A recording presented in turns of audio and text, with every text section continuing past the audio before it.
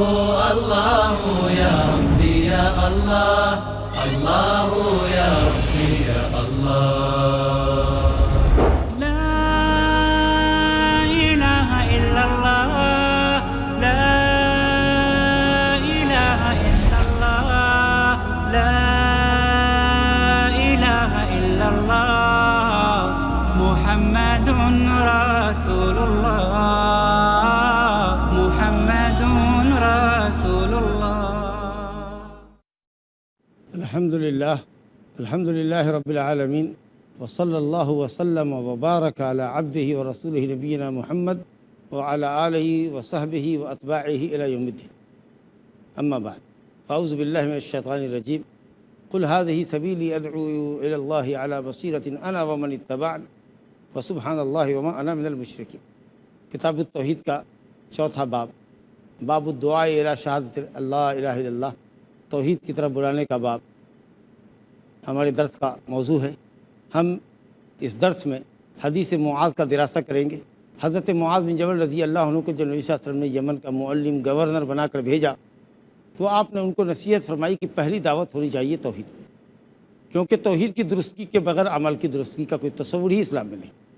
کسی بھی عمل کے صحیح اور درست ہونے کے لیے، مقبول ہونے کے لیے ضروری ہے کہ آدمی کا عقیدہ توحید صحیح ہو. آپ نے فرمایا کہ جب توحید کی دعوت وہ لوگ قبول کر لیں تو اس کے بعد پہلا واجب اور پہلا فریضہ جو توحید کے بعد ایک مسلمان کے اوپر واجب ہوتا ہے، عائد ہوتا ہے، وہ ہے پنجگانہ نماز کی ادائیگی. آپ نے فرمایا کہ جب توحید کی دعوت قبول کر لیں، مسلمان ہو جائیں قولاً و عملاً، تو ان کو بتاؤ کہ اللہ نے دن رات میں 5 وقت کی نمازیں فرض کی. گویا 5 وقت کی نماز توحید کے اور رسالت کی اقرار کے بعد سب سے پہلا فریضہ.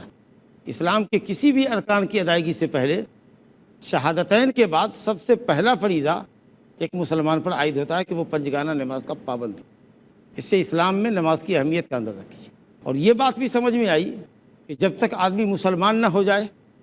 نماز کی ادائیگی کا اس سے مطالبہ نہیں کیا جا سکتا. بہت سارے لوگ کہتے ہیں ہم مسجد میں بھی جا کر نماز پڑھ لیتے، آپ ہماری مندر میں کیوں نہیں آتے؟ آپ بھی متھے ٹیک دیجیے، تمام دھرم تو ایک ہی ہے. ہم فلاں مسجد میں تو جاتے، تھوڑی کہ نماز پڑھ لیتے، لوگوں کے ساتھ شامل ہو جاتے. ہم تو روزہ بھی مہینے بھر کا رکھتے، بیکار رکھتے، اپنے نفس کو دھوکہ دیتے، کچھ اور سیاسی مقصد ہوگا آپ کا. لیکن اسلام میں نماز روزے وغیرہ کی ادائیگی تب تک صحیح نہیں ہے جب تک کہ عقیدہ صحیح نہ، جب تک کہ آدمی اللہ کی توحید اور نبی کی رسالت کو نہ مانے. اس کے بعد تب نماز. یہاں علماء نے اصولی گفتگو کی ہے کہ کیا کفار اسلام کی فروعات کے اسلامی احکام کے مکلف ہیں، مخاطب ہیں؟ کا مخاطب تو ہیں، لیکن ادائیگی کا مطالبہ اسلام کے بعد ہوگا. اس کا مطلب یہ ہوا کہ اگر ہم ان کو کہتے ہیں کہ فروع اسلام کے بھی وہ مخاطب ہیں، تو اگر کوئی کافر ہو کر مرتا ہے تو نہ صرف اس کو کفر اور شرک کی وجہ سے گناہ ہوگا اور عذاب ہوگا، بلکہ تم نے نماز کیوں نہیں پڑھی تھی، روزہ کیوں نہیں رکھا تھا، حج کیوں نہیں کیا تھا، ان تمام عمل کے اوپر بھی گناہ ہوگا اور سزا بڑھے گی، اس کی مزید بڑھے گی. آخرت میں سزا کے اعتبار سے ہر عمل کے بدلے میں نہ کردے کے نتیجے میں سزا بڑھتی چلی جائے گی. لیکن اسلام میں اعمال کی وجہ آوری، ارکان کی وجہ آوری اس وقت تک صحیح نہیں ہوگی جب تک کہ وہ کلمہ توحید اور رسالت کا اقرار نہ کر لیں. جیسا کہ سورہ مدثر آیت نمبر 42-43 میں دیکھیے، مشرکین سے پوچھا جائے گا ما سلککم فی سقر، اے جہنمیوں ادھر جہنم میں کیوں آئے، مشرکو جہنم میں کیوں آئے؟ تو کہیں گے قالوا لم نک من المصلین ولم نک نطعم المسکین، ہم نماز نہیں پڑھتے تھے، ہم مسکینوں کو کھانا نہیں کھلاتے تھے. تو اس طریقے سے مشرکوں کو اور بھی اعمال دینیہ کی ادائیگی کے سبب عذاب ہوگا، لیکن شریعت میں مطالبہ ہوگا ادائیگی کا کب؟ جب وہ شہادت اللہ الہ الا اللہ اور شہادت اللہ محمد رسول اللہ کو پختہ کر لیتا. بہرحال یہ ایک علمی گفتگو تھی جس کی طرف اشارہ کیا گیا کہ کفار فروع اسلام کے مخاطب ہیں، البتہ ادائیگی کا مطالبہ، بجاوری کا مطالبہ اسلام کا کلمہ پڑھنے کے بعد ہی ان سے ہوتا ہے. اس لیے فرمایا آپ صلی اللہ علیہ وسلم نے کہ ان کو توحید کی دعوت دو، جب وہ توحید کو قبول کر لیں تب ان کو کہو کہ اللہ نے دن رات میں 5 وقت کی نمازیں تم پر فرض کی. 5 وقت کی نماز، اس کا مطلب یہ کہ اسلام میں کوئی چھٹی نماز فرض نہیں ہے. تو اگر آپ سے کوئی پوچھے کہ اچھا وطر کی نماز فرض ہے کہ سنت، تو آپ کہیں سنت مؤکدہ، لیکن فرض نہیں، کیونکہ رات دن میں اللہ نے 5 وقت کی نماز ہی فرض کی ہے. اگر آپ وطر کو فرض کہیں گے تو واجب کہیں گے تو 6 وقت کی نماز ہو جائے گی. تو اسی علماء نے کہا کہ یہ تاکیدی سنت ہے وطر، نبی صلی اللہ علیہ وسلم سفر اور حضر کہیں بھی وطر نہیں چھوڑتے تھے، اور دوسری سنن مؤکدہ کا آپ اہتمام کرتے تھے، لیکن جمہور کے نزدیک واجب اور فرض دونوں ایک ہی ہے، تو 5 وقت کی نماز ہی واجب اور فرض ہے، اس کے علاوہ کوئی نماز فرض نہیں، جو بھی ہے وہ سنن ہے۔ اب اس سنتوں میں مؤکدہ سنت ہیں، غیر مؤکدہ سنتیں ہو سکتی، جب وہ نماز کی ادائیگی پر بھی لگ جائیں تب ان کو بتاؤ، فعالمہم، ان کو بتاؤ، ان اللہ افترض علیہم صدقۃ تؤخذ من اغنیائہم فترد علی فقرائہم، اللہ نے ان کے مالوں میں، ان کے اغنیاء کے مالوں میں، جو مالدار لوگ ہیں ان کے مالوں میں اللہ تعالیٰ نے صدقہ فرض کیا، زکوٰۃ فرض کی، اور زکوٰۃ کے نصاب ہے، اس کی اپنی تفصیل ہے اپنی جگہ پر، کون سے مال میں کتنی زکوٰۃ ہوگی، مال کتنا ہونا چاہیے، جب مال مقررہ حد کو پہنچ جائے جس میں زکوٰۃ واجب ہوتی ہے تو اس کو نصاب کہتے ہیں، اور جو آپ اس میں سے مقدار نکالتے ہیں اس کو زکوٰۃ کہتے ہیں، اور مال اپنی مقررہ مقدار کو پہنچ جائے جس میں زکوٰۃ واجب ہوتی ہے تو اس کو نصاب کہتے ہیں۔ تو مالداروں پر زکوٰۃ اللہ نے فرض کی، ان کو بتاؤ، اور زکوٰۃ کا فائدہ اور فلسفہ یہ ہے، بہت سے فائدوں میں ایک فائدے کا آپ نے ذکر کیا کہ مالداروں سے زکوٰۃ لی جاتی ہے، اور جس برادری سے اور جہاں کے مالداروں سے لی جاتی ہے اسی لوکلٹی کے غریبوں اور محتاجوں پہ خرچ کی جاتی ہے۔ ہاں اگر وہاں کوئی فقیر اور محتاج نہ ہو تو پھر دوسری جگہ زکوٰۃ کی رقم منتقل کی جائے گی، لیکن پہلے وہاں کے حاجت مندوں کی حاجت پوری کی جائے گی۔ مالداروں سے زکوٰۃ لی جاتی ہے اور غریبوں پر، فقیروں پر، مسکینوں پہ خرچ کی جاتی ہے۔ معاملہ معلوم یہ ہوا کہ مالداروں پر زکوٰۃ خرچ نہیں کی جا سکتی، کیونکہ مالداروں سے تو زکوٰۃ لی جاتی ہے، مالداروں کے مقابلے میں، اغنیاء کے مقابلے میں فقراء کا ذکر کیا گیا، مالداروں سے لی جائے گی، فقیروں پہ خرچ کی جائے گی، گویا مالداروں پہ خرچ نہیں کی جا سکتی، اور کافروں پر خرچ بھی نہیں کی جائے گی۔ تؤخذ من اغنیائہم، مسلمانوں کے مالداروں سے لے کر مسلمانوں کے فقیروں پہ خرچ کی جائے گی۔ ہاں کوئی کافر ہے، اسلام کی طرف رغبت رکھتا ہے تو اس پر خرچ کی جائے، تالیف قلب کے لیے، وہ ایک الگ چیپٹر ہے، لیکن عام فقیر، محتاج، مسکین، حاجت مند ہے، غیر مسلم، تو زکوٰۃ کی رقم نہیں دی جا سکتی اس کو۔ فقیروں پر زکوٰۃ کے مصارف 8 مصارف ہے، اللہ رب العالمین نے سورہ توبہ آیت نمبر 60 میں بیان فرمایا، انما الصدقات للفقراء والمساکین والعاملین علیہا الی آخر الآیہ، لیکن سب سے پہلا حق فقیر کا ہے، کیونکہ وہ زیادہ حاجت مند ہوتا ہے، اس کا حق مؤکد ہے، پھر فقیروں کی تعداد بھی زیادہ ہے، اس لیے نبی صلی اللہ علیہ وسلم نے یہاں پر فقراء کا ذکر کیا۔ انہیں زکوٰۃ تو بعض مالداروں کو بھی ملتی ہے، جہاد فی سبیل اللہ کرنے والوں کو، اسی طریقے سے صدقے وصولنے والے حاکم وقت نے جن کو متعین کیا ہے صدقے کے اوپر اور صدقے کے حسابات رکھنے پر، خرچ کرنے پر، وہ اگر اپنے گھر کے کروڑ پتی بھی ہے تو زکوٰۃ کی رقم سے ان کو تنخواہ دی جائے گی، بشرطے کہ حاکم وقت کی طرف سے وہ نامنیٹ ہے، متعین ہے۔ مجاہد فی سبیل اللہ مالدار ہیں، اپنے گھر کے کروڑ پتی، زکوٰۃ دی جائے گی، وہ مسئلے الگ ہے، لیکن فقیروں کا حق سب سے مقدم ہے، اس لیے یہاں ذکر کیا گیا کہ ان کے مالداروں سے لیا جائے گا اور فقیروں پر خرچ کیا جائے گا۔ اب مالدار اگر بچہ ہو، مسلمان کا بچہ ہو، مالدار ہے، باپ نہیں ہے اس کا، لیکن اس کا ولی ہے جو اس کی دیکھ ریکھ کرتا ہے، تو بچے کے مال میں بھی زکوٰۃ واجب ہوگی، کیونکہ زکوٰۃ واجب ہوتی ہے مال میں، اس کے جسم پہ نہیں۔ ہاں نماز ابھی اس پہ فرض نہیں ہے، روزہ ابھی فرض نہیں بچہ ہے تو، لیکن اگر 2 سال کا بچہ ہے، کروڑوں کی جائیداد اس کا باپ چھوڑ کے بڑا ہے، اب کسی کو پاور آف اٹرنی دے دیا گیا ہے دیکھ ریکھ کرنے کے لیے، تو اس کی ذمہ داری ہوگی کہ اس کے حسابات صحیح کر کے زکوٰۃ نکالے۔ کوئی شخص مالدار ہے لیکن دیوانہ ہے، پاگل ہے، پاگل خانے میں رہتا ہے، لیکن جو اس کا کاروبار کو دیکھتا ہے اس کو ایک ایک پیسے کا حساب کر کے زکوٰۃ دینا ہوگا۔ تو زکوٰۃ مال میں واجب ہوتی ہے، چاہے وہ بچہ ہو، جوان ہو، مرد ہو، عورت ہو، سب کے اوپر زکوٰۃ واجب ہے، جو بھی صاحب نصاب ہو۔ اور اس کے بعد آپ نے فرمایا کہ جب زکوٰۃ دینے کو بھی قبول کر لیں، ترتیب والی، ایک کے بعد 1 بائی 1 ان کو دعوت دی جا رہی ہے، ایک ہی مرتبہ ساری بات مت کو۔ دعوت میں بڑی اہمیت ہے ترتیب کی، جو چیز جتنی اہم ہو اس پر اتنا فوکس ہونا چاہیے، وہ پہلے اس کو پیش کرو۔ توحید کی دعوت سب سے پہلے، اس کے بعد نماز، اس کے بعد زکوٰۃ، 1 بائی 1۔ تو اس طریقے سے دعوت کا کام ہونا چاہیے، الاہم فالاہم، جو چیز جتنی زیادہ اہم اس کو پہلے، اس کے بعد، پھر اس کے بعد، پھر اس کے بعد، اس طرح سے۔ لوگ ثانوی اور دوسرے تیسرے درجے کی چیز ہوتی ہے اس کو پہلے پیش کرتے ہیں، اور توحید کی دعوت کو سب سے لاسٹ پہ۔ ارے ہم تو مسلمان ہیں، مسلمانوں کے درمیان کیا توحید کی بات کرنا؟ یہاں تو کتنے مسلمان ہیں جو توحید سمجھتے ہیں کہ صرف اللہ کو خالق مالک رازق سمجھتے ہیں، کائنات کا پیدا کرنے والے سمجھتے ہیں، دیٹس آل، اور شرک کرتے ہیں تو کہتے ہیں یہ شرک تھوڑی ہے، یہ تو بزرگوں کا احترام ہے، عقیدت ہے ان سے، اس کا مظاہرہ ہے، آپ عقیدت محبت کیا جانیں؟ تو اس وقت تو سب سے زیادہ مسلمان اس بات کا مستحق ہے کہ اس کو توحید کی دعوت دی جائے اور توحید کا معنی سمجھایا جائے، توحید کے تقاضے بتائے جائیں۔ تو بہرحال جب زکوٰۃ دینے کو بھی قبول کر لیں تب نبی صاحب فرما رہے ہیں فَإِيَّاكَ وَكَرَائِمَ أَمْوَالِهِمْ، خبردار ان کے کرائم کو، کریمہ کی جمع، کریمہ کہتے ہیں نفیس مال کو، عمدہ مال کو۔ عرب والے بیٹی کو کریمہ کہتے ہیں، عرب والے پتھر کو جو ہیرا ہوتا ہے اس کو کریمہ کہتے ہیں۔ عمدہ مال مطلوب زکوٰۃ میں۔ اب بکری والے ہیں، 40 بکری میں ایک بکری لینی ہے، تو اب سب سے موٹی تازی دودھار بکری آپ نے لے لی، بھیڑا لیا، میڑھا لیا جو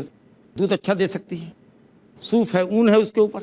اونٹنی لی، جوان اونٹنی، دودھار اونٹنی لی، بہت عمدہ مال لیتے ہیں اگر آپ تو غلط کرتے ہیں۔ اور مال والا اگر نہایت ردی مال دیتا ہے زکوٰۃ میں وہ بھی غلط کرتا، نہ مال والے کو یہ جائز ہے نہ صدقہ وصولنے والے کو وہ جائز ہے۔ اوسط درجے کا مال ہونا چاہیے، اوسط درجے کا مال لو، الا یہ کہ خود مال والا خوشی سے سب سے قیمتی اور سب سے اچھا جانور آپ کو زکوٰۃ میں دے دے تو اچھی بات ہے، لیکن آپ اس میں سے چن کر کے مویشی میں، مال میں جس میں زکوٰۃ واجب ہے، سب سے عمدہ مال اگر لیتے ہیں تو آپ ظالم ٹھہرتے ہیں۔ اسی نبی صلی اللہ علیہ وسلم نے فوراً اس کے بعد فرمایا وہ ایاک و کرائم اموالہم، خبردار خبردار ان کے عمدہ مال لینے سے بچو، واتق دعوت المظلوم، اور مظلوم کی بد دعا سے بچو، کیونکہ اگر تم سب سے عمدہ مال لینے والے ہوگے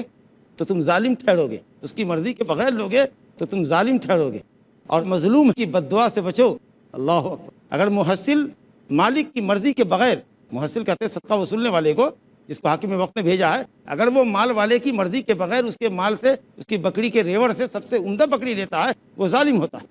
اور مال والا مظلوم ہے، اور اگر وہ بد دعا کرتا ہے تو کتنی زبردست وعید ہے۔ اور پھر یہ نبی صلی اللہ علیہ وسلم نے فرمایا فَإِنَّهُ لَيْسَ بَيْنَهُ وَبَيْنَ اللَّهِ حجاب، مظلوم کی بد دعا اور اللہ کی قبولیت کے درمیان کوئی حجاب نہیں، یعنی اللہ رب العالمین مظلوم کی بد دعا کو فوراً قبول کرتا ہے۔ انشاءاللہ ایک مختصر وقفے کے بعد آپ کی طرف پھر لوٹیں گے اور درس کا سلسلہ جاری رہے گا۔ لا إله إلا الله. السلام علیکم ورحمۃ اللہ وبرکاتہ۔ ماشاء اللہ آپ سب ماشاء اللہ بیدار ہیں اور پوری تندہی کے ساتھ جسم اور دماغ کے ساتھ درس میں حاضر ہیں، اللہ جزائے خیر دے۔ ہم وقفے سے قبل حدیث معاذ پڑھ رہے تھے اور آپ صلی اللہ علیہ وسلم نے فرمایا کہ مظلوم کی بد دعا سے بچو۔ اگر مال والے کا مال اس کی مرضی کے خلاف لیتے ہو اور وہ سب سے عمدہ مال لیتے ہو تو تم ظالم ٹھہرو گے اور وہ مظلوم ہوگا مال والا۔ تو بہرحال جب زکوٰۃ دینے کو بھی قبول کر لے تب نبی صلی اللہ علیہ وسلم فرما رہے ہیں فَإِيَّاكَ وَكَرَائِمَ أَمْوَالِهِمْ، خبردار ان کے کرائم کو، کریمہ کی جمع ہے، کریمہ کہتے ہیں نفیس مال کو، عمدہ مال کو۔ عرب والے بیٹی کو کریمہ کہتے ہیں، عرب والے پتھر کو جو ہیرا ہوتا ہے اس کو کریمہ کہتے ہیں۔ عمدہ مال مطلوب زکوٰۃ میں۔ اب بکری والے ہیں، 40 بکری میں ایک بکری لینی ہے، تو اب سب سے موٹی تازی دودھار بکری آپ نے لے لی، بھیڑا لیا، میڑھا لیا جو دودھ اچھا دے سکتی ہے، صوف ہے، اون ہے اس کے اوپر، اونٹنی لی، جوان اونٹنی، دودھار اونٹنی لی، بہت عمدہ مال لیتے ہیں اگر آپ تو غلط کرتے ہیں۔ اور مال والا اگر نہایت ردی مال دیتا ہے زکوٰۃ میں وہ بھی غلط کرتا، نہ مال والے کو یہ جائز ہے نہ صدقہ وصولنے والے کو وہ جائز ہے۔ اوسط درجے کا مال ہونا چاہیے، اوسط درجے کا مال لو، الا یہ کہ خود مال والا خوشی سے سب سے قیمتی اور سب سے اچھا جانور آپ کو زکوٰۃ میں دے دے تو اچھی بات ہے، لیکن آپ اس میں سے چن کر کے مویشی میں، مال میں جس میں زکوٰۃ واجب ہے، سب سے عمدہ مال اگر لیتے ہیں تو آپ ظالم ٹھہرتے ہیں۔ اسی نبی صلی اللہ علیہ وسلم نے فوراً اس کے بعد فرمایا وہ ایاک و کرائم اموالہم، خبردار خبردار ان کے عمدہ مال لینے سے بچو، واتق دعوت المظلوم، اور مظلوم کی بد دعا سے بچو، کیونکہ اگر تم سب سے عمدہ مال لینے والے ہوگے تو تم ظالم ٹھہرو گے، اس کی مرضی کے بغیر لوگے تو تم ظالم ٹھہرو گے، اور مظلوم کی بد دعا سے بچو۔ اللہ اکبر۔ اگر محصل مالک کی مرضی کے بغیر، محصل کہتے ہیں صدقہ وصولنے والے کو جس کو حاکم وقت نے بھیجا ہے، اگر وہ مال والے کی مرضی کے بغیر اس کے مال سے، اس کی بکری کے ریوڑ سے سب سے عمدہ بکری لیتا ہے وہ ظالم ہوتا ہے، اور مال والا مظلوم ہے، اور اگر وہ بد دعا کرتا ہے تو کتنی زبردست وعید ہے۔ اور پھر یہ نبی صلی اللہ علیہ وسلم نے فرمایا فَإِنَّهُ لَيْسَ بَيْنَهُ وَبَيْنَ اللَّهِ حجاب، مظلوم کی بد دعا اور اللہ کی قبولیت کے درمیان کوئی حجاب نہیں، یعنی اللہ مظلوم کی بد دعا کو سنتا ہے۔ حدیث ہے مسند احمد میں، حضرت ابو ہریرہ رضی اللہ عنہ سے روایت ہے کہ دعوت المظلوم مستجابہ وإن كان فاجرا ففجوره على نفسه، حدیث کی سند حسن ہے کہ مظلوم کی بد دعا سے بچو، چاہے وہ مظلوم فاسق و فاجر ہی کیوں نہ ہو، ایون وہ فاجر اور فاسق کیوں نہیں ہو، اگر تم ظلم کرتے تو تم ظالم ہو، اور وہ مظلوم ہوگا اس کی بد دعا لگے گی۔ وہ فاجر ہے تو اس کا فجور، اس کا فسق، اس کا گناہ اس کے سر، لیکن آپ تو بہرحال ظلم کیا تو آپ ظالم ٹھہرے، اگر وہ بد دعا کرتا ہے تو آپ پر بد دعا لگے گی۔ الحمدللہ حدیث یہاں مکمل ہے۔ اس حدیث میں ایک چیز جو سمجھنے کی ہے وہ یہ کہ آپ صلی اللہ علیہ وسلم نے توحید کے ساتھ نماز کو اور زکوٰۃ کا ذکر کیا ہے، روزے کا ذکر اور حج کا ذکر نہیں ہے، جبکہ حضرت معاذ بن جبل انصاری رضی اللہ عنہ کو نبی صلی اللہ علیہ وسلم نے ایسے وقت میں بھیجا تھا جب تقریباً اسلام مکمل ہو رہا تھا، صوم بھی واجب تھا، وہ تو سن 2 ہجری میں واجب ہوا،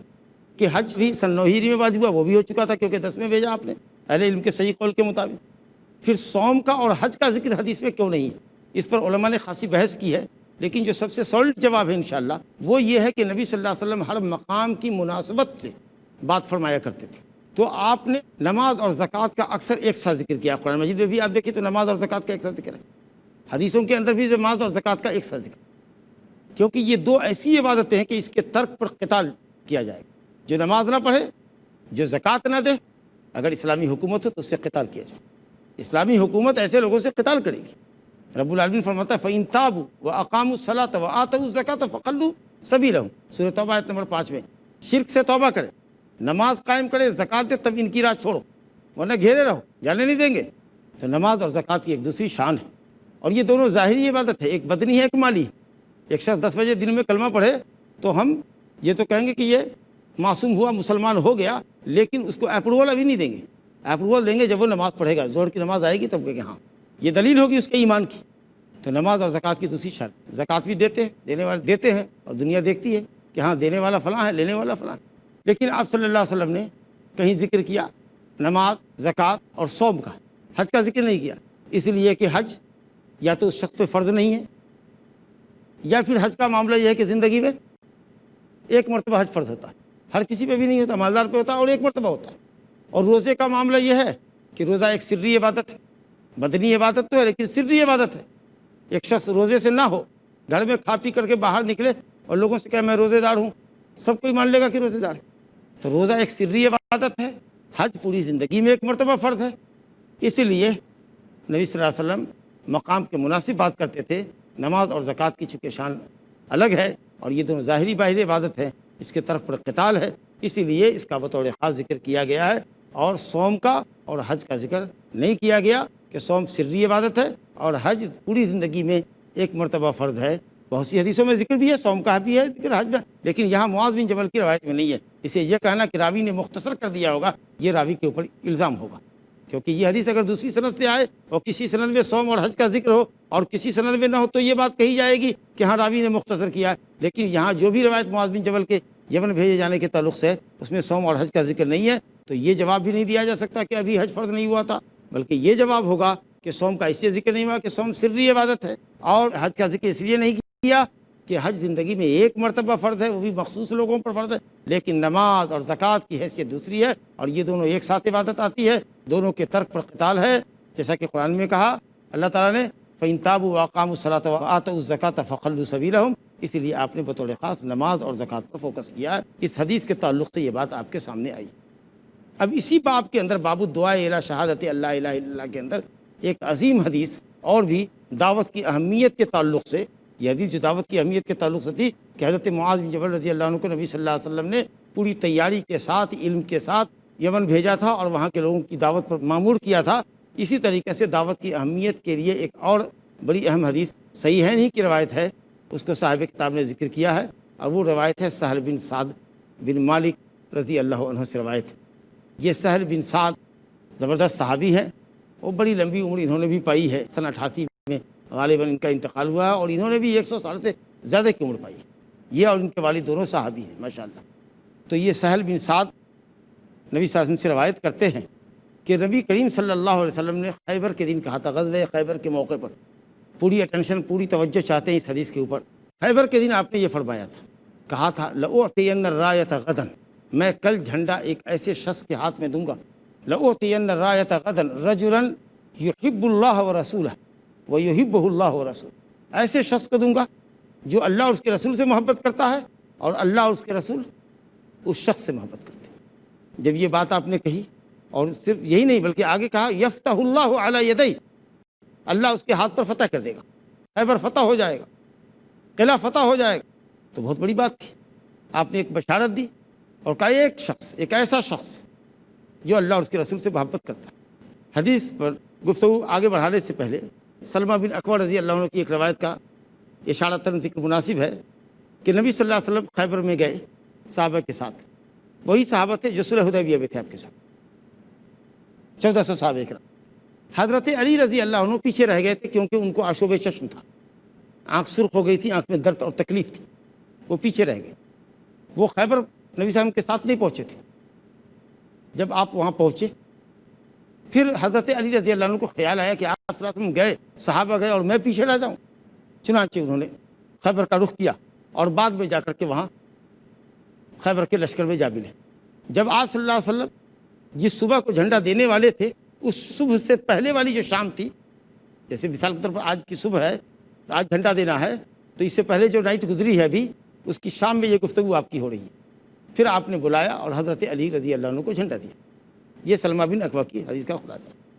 جو حدیث ہمارے سامنے ہے سہل بن سعد کی، صحیح ہے ان کی، اس کو ہم پڑھ رہے ہیں کہ آپ نے یہ فرمایا کہ میں کل ایک ایسے شخص کو جھنڈا دوں گا جو اللہ اور اس کے رسول سے محبت کرتا ہے اور اللہ اور اس کا رسول اس سے محبت کرتا ہے۔ اور جھنڈا کس کے ہاتھ میں گیا؟ حضرت علی رضی اللہ عنہ کے ہاتھ میں۔ الحمدللہ یہ حدیث حضرت علی رضی اللہ عنہ کی فضیلت پر روز روشن سے زیادہ واضح طریقے پر دلالت کرتی ہے، بلکہ حضرت علی رضی اللہ عنہ کی فضیلت میں جتنی حدیثیں آئی ہیں ان حدیثوں میں سب سے صحیح حدیث یہی حدیث، اور آپ نے اس پہ گواہی دی ہے کہ حضرت علی ظاہراً و باطناً مومن ہیں،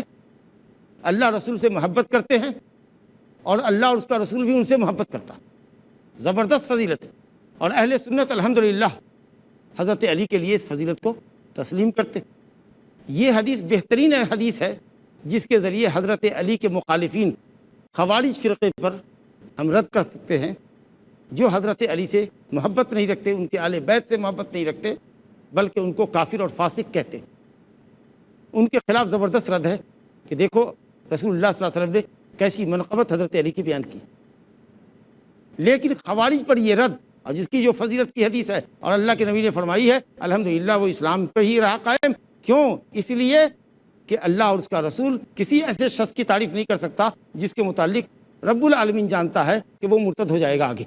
تو جو آگے مرتد ہو جائے گا اس کی فضیلت قرآن میں اور حدیث میں نبی کی زبان پر بیان کرے، نہیں، اور یہ ممکن نہیں۔ یہ کوئی نجومی اور کاہن کا قول ہے کہ آج ایک بات کہے گا کل پھر جائے گا، ایک بات صحیح بولے گا 99 باتیں غلط بولے گا، یہ اللہ رسول کی بات ہے۔ تو الحمدللہ یہ نظریہ اور یہ حدیث زبردست ہے۔ علی سے محبت کرنا ایمان والوں کی علامت ہے۔ آپ نے فرمایا کہ علی تم سے محبت کرنے والا مومن اور تم سے عداوت رکھنے والا منافق۔ الحمدللہ اہل سنت والجماعت حضرت علی سے اور آل بیت سے محبت رکھتے ہیں۔ البتہ ہم کسی کو بھی غیر نبی کو معصوم نہیں کہتے۔ انشاءاللہ تعالی گفتگو اس حدیث کے اوپر دوسری مجلس میں جاری رہے گی۔ وباللہ تعالی توفیق، وصلی اللہ علی نبینا محمد وآلہ وصحبہ اجمعین۔ اللہ اللہ یا